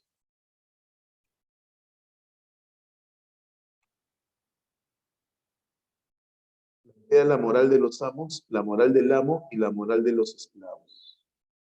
¿Ok? La moral del amo. La moral del amo se refiere a cuando él habla de la moral del amo. Ahora, hay un detalle interesante en el video, es que no tienes que dudar de tu fe si es que tienes una fe poderosa. ¿Cuál es el problema? No me hagas caso, simplemente no me hagas caso. Yo te estoy planteando la teoría de un filósofo, no te estoy diciendo que me hagas caso. En el video dice que hasta las palabras nos engañan. ¿Qué? Sí, claro. Porque Nietzsche dice, si el pensamiento que hemos heredado de Sócrates y Platón está equivocado, y la escritura es la manifestación del pensamiento que está equivocado, por lo tanto la escritura está equivocada. Si tú alguna vez lees un libro de Nietzsche, vas a ver, escribe raro, tú te vas a sentir raro. ¿Ala, de qué me habla? ¿Qué es esto? Porque todo es metáfora, todos son aporías, todos son alegorías. Porque él dice, a ver, voy a leer a Descartes, no sirve. Voy a leer a Kant, no sirve. Voy a leer a Spinoza, no sirve. Porque todos escriben en función a la razón. Y la razón está equivocada por lo que hemos venido diciendo. Entonces él escribe de una manera metafórica.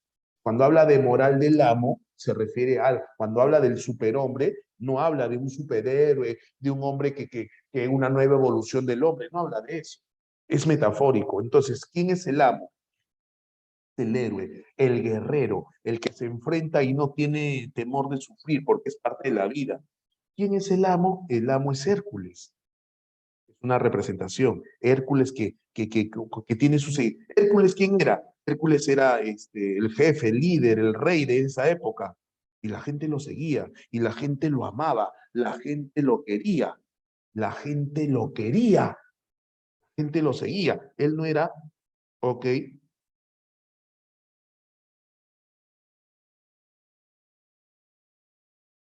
¿cómo se llama? Nietzsche nos dice que el amo no era abusivo, el amo era justo, pero el amo tenía ese equilibrio entre lo apolíneo y lo dionisiaco. ¿Ok? A ver, presenta la acción de la iglesia sí es creación del hombre y además busca adoctrinar a las personas.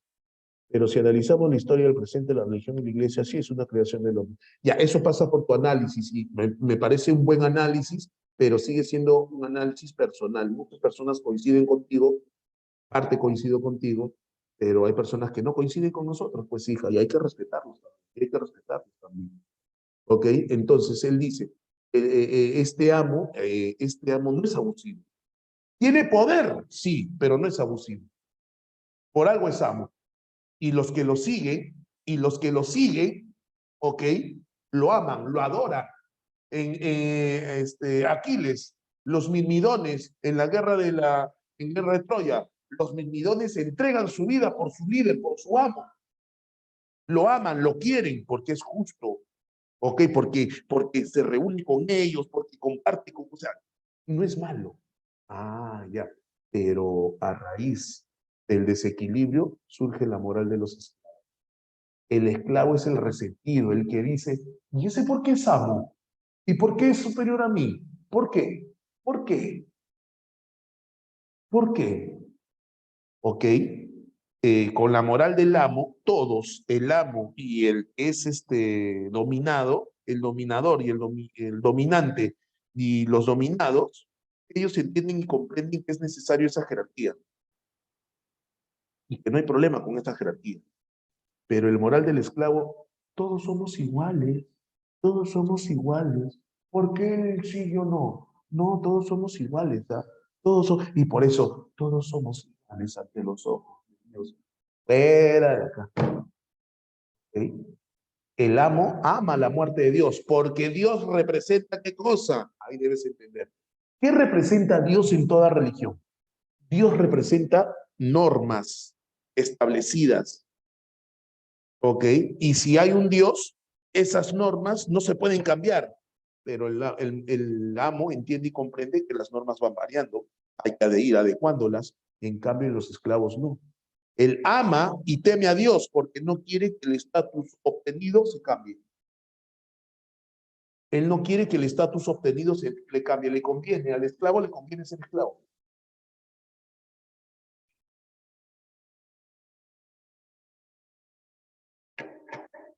Acá está lo del conocimiento, la crítica al conocimiento. Quiere decir que Nietzsche prefiere ser un humano que tenga una moral de... Claro, si existe un amo, existe bueno, no esclavo, pero un dominado. Pero el problema es que la persona que está por debajo del amo no se siente mal. Y en algún momento puede llegar a ser amo. En algún momento puede llegar a ser amo por las acciones que haga. No es que sea algo genético, no es que seas escogido por Dios, no. En algún momento tú puedes, como el líder situacional, ¿no? Que puede surgir en cualquier momento. ¿Por qué tener? Pero siempre hay gente que está detrás del amo. Ajá, lo que te decía hace un ratito, el concepto dice no es más que una metáfora de la realidad, una representación general de una realidad que es individual. El concepto no es que es una metáfora, por eso es que él escribe metáforas.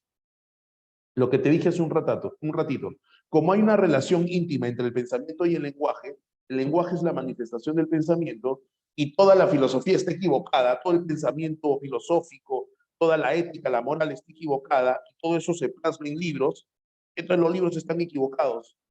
Por eso él escribe de distinta manera. A medida que el valor de los conceptos es falsificado por la metafísica tradicional, queda también falsificado el valor de las palabras. Todo el conocimiento anterior, dice Nietzsche, está totalmente, hay que reformular todo, hay que cambiar todo.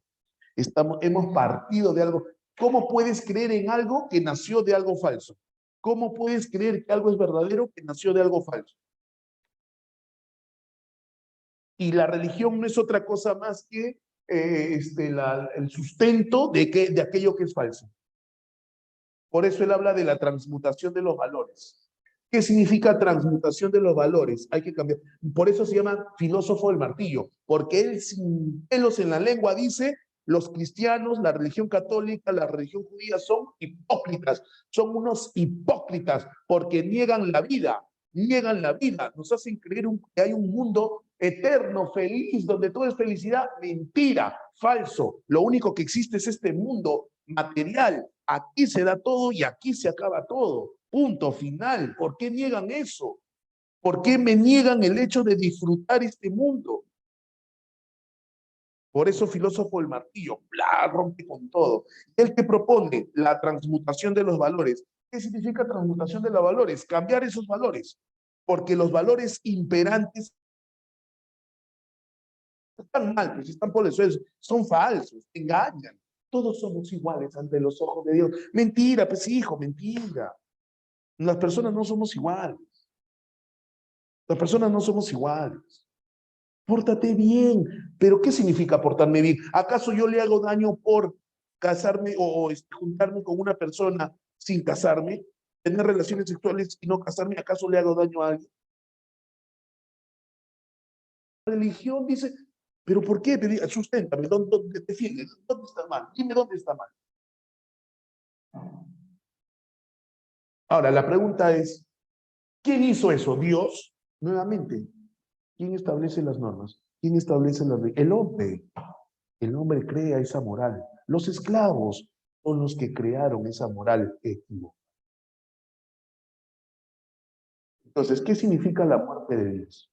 La muerte de Dios significa, no es, o sea, mucha gente tiene miedo de Nietzsche, ¿no? Porque, ¿cómo va a decir que Dios ha muerto? ¡Qué basura! No se le puede matar a Dios porque Dios es eterno. Es que hace un rato te dije, ¿no? Cuando te hablé de Schopenhauer, te dije que cuando yo digo la palabra Dios, las personas tienen la tendencia a pensar en el Dios, él, en él, ¿en quién? En Dios, en él, y lo antropomorfizas. No, Dios representa algo. Dios es un ente. Y en este caso, la muerte de Dios representa la muerte de ¿quién? Del monoteísmo cristiano, falso, mentiroso, hipócrita. Él anhela la muerte de eso. No, no, no. No, no, no critica, critica la moral de los esclavos. Critica la moral de los esclavos. Critica la moral de los esclavos, no la moral del amo. ¿Ok? Entonces, eso significa la muerte de Dios, el monoteísmo cristiano. Pero también representa ¿qué cosa? La muerte metafísica dogmática. Todas las religiones son dogmáticas. ¿Qué significa dogma? Verdad absoluta que no se refuta. Y eso está mal, te dice. ¿Cómo que no vas a refutarla? O sea, lo que dice la religión es cierto, es verdad. Sí. ¿Por qué? Porque sí. ¿Pero por qué? Porque sí. Es un dogma. No se refuta. Estás mal. Y Nietzsche dice, ¡pum! Que muera todo eso. Porque eso, en vez de hacerte feliz, te hace sufrir. Y no te das cuenta. Eso conlleva al ateísmo. Pero él tampoco plantea el ateísmo. No creer en... Porque ateísmo, olvídate de Diosa. Ateísmo significa que no crees en nada. Y Nietzsche sí cree en algo. ¿En quién crees que cree Nietzsche? Nietzsche tiene una fe profunda en quién. ¿En quién? A ver si has entendido. ¿En quién? En el hombre, en el humano. En el hombre, en el ser humano. En ese ser humano que sufre, que llora, que desea. Pero es parte de la vida. Parte de la vida es sufrir, disfrutar, ¿cierto? Tomar buenas decisiones, tomar malas decisiones. Es parte de la vida. No en el superhombre, no en el superhumano, sino en el hombre en sí. Entonces Nietzsche dice, hay que tener fe en el hombre, pero la muerte de Dios me lleva al ateísmo, a no creer en nada. Y eso me puede llevar peligrosamente al nihilismo. Ahí sí estamos fregados, dice Nietzsche. ¿Cómo es eso, profesor? De la siguiente manera. El nihilismo, dice, es el resultado de la negación de todos los valores vigentes. O sea, niega todos los valores. El nihilismo como autoafirmación de esa negación inicial es el momento de la reflexión de la razón. Hay que razonar, aguanta, hay que cambiar esos valores, la transmutación de esos valores. El nihilismo como punto de partida de una nueva valoración, hay que crear nuevos valores. Y ahí aparece el valor de la voluntad. Él es el filósofo de la voluntad de poder.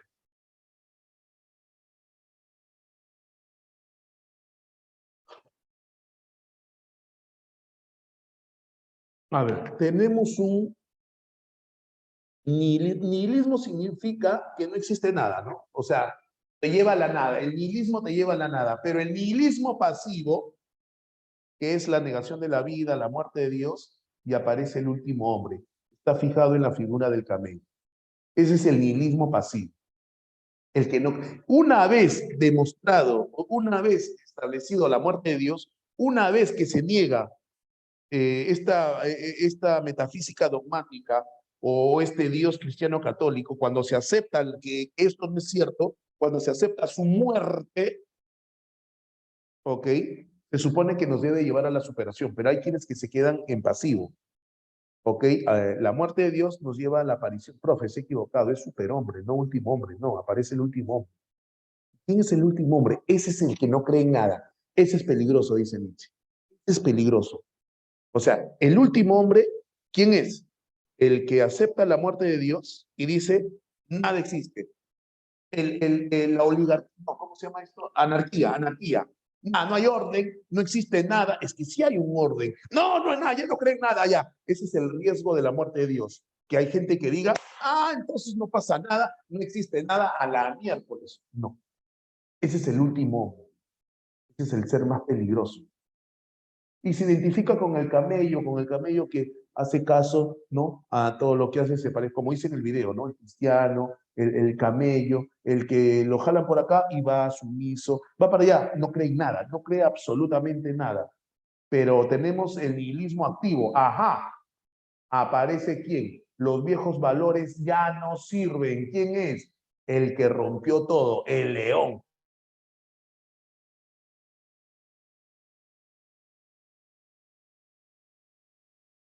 León, el león. pero hay un pequeño problemita con el león.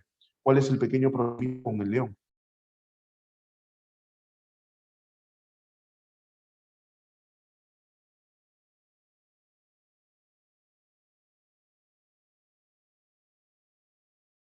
No sirve. Pero el que crea, el que está más allá del bien y el mal, por encima de todo, the boy, el niño. El niño. El camello no es ciego, Anderson, no es una persona ciega, es una persona que no cree en nada, que no cree en nada, ni en Dios, ni en nada. En cambio, Nietzsche, que el superhumano o el ultrahumano sí cree. ¿En quién? En él, en el hombre.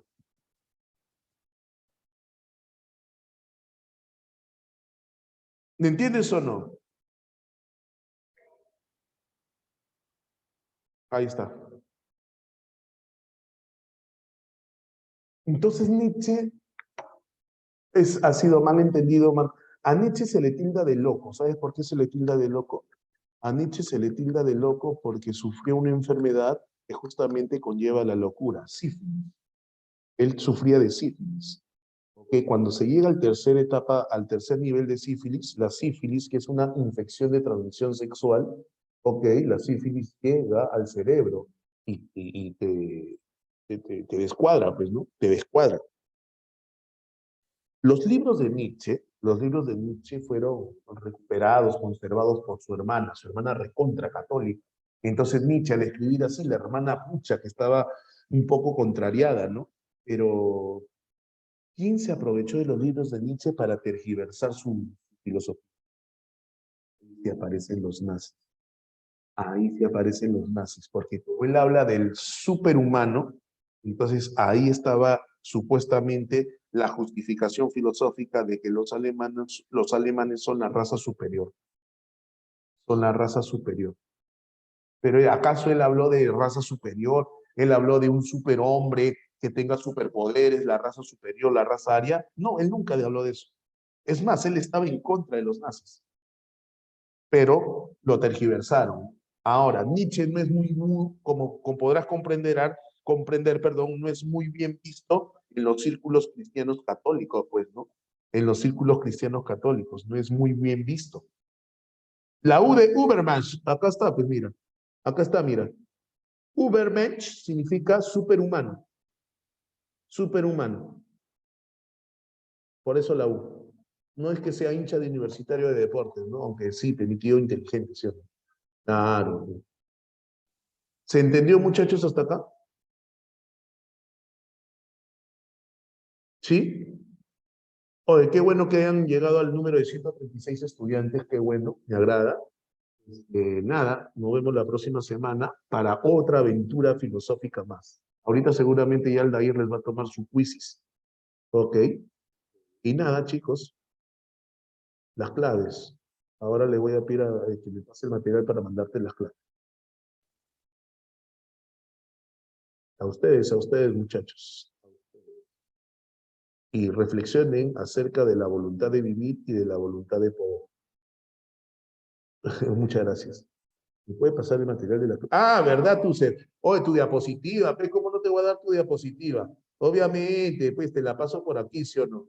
Obviamente, no me puedo ir sin darte tu diapositiva, pues, ¿sí o no? Vaya con Dios. ¡Hala! ¿Qué tala? ¿Qué tal? Eso fue con cachita, creo, ¿ah? Profe, vaya con Dios. ¡Hala! ¿En serio? Eso quiere decir que has entendido la clase, ¿ah? Eso quiere decir que has entendido la clase. Un ratito para leerte.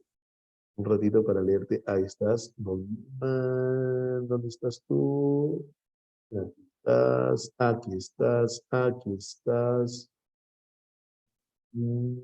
Voluntarismo. Aquí está.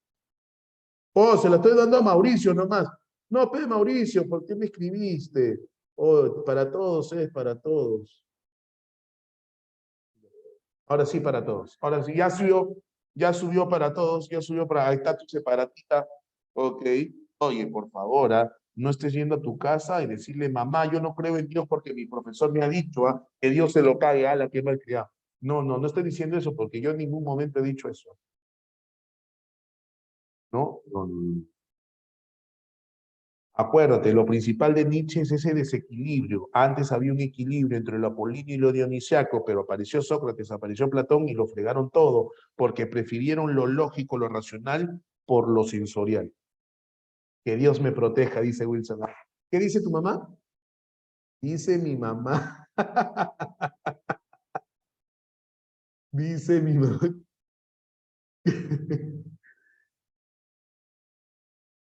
Bueno, niños. Que la pasen bonito, que tengan un bonito fin de semana. Profe, una Ah, cosa. dímelo. eh, los placeres se evalúan según los beneficios. Perdón. ¿Los qué? Que si los placeres se evalúan según el beneficio, Se evalúan. de acuerdo a los pragmatistas.